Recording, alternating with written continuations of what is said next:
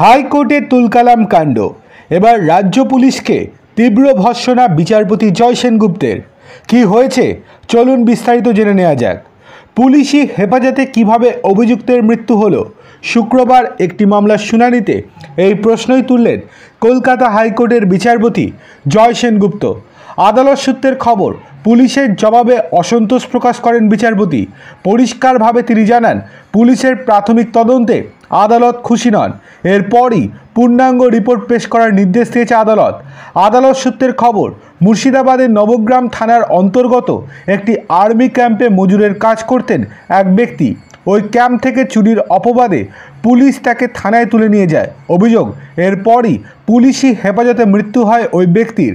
ছেলের মৃত্যুর ঘটনায় সুবিচার চেয়ে কলকাতা হাইকোর্টের দ্বারস্থ হন মৃত ব্যক্তির বাবা ষষ্ঠীচরণ ঘোষ।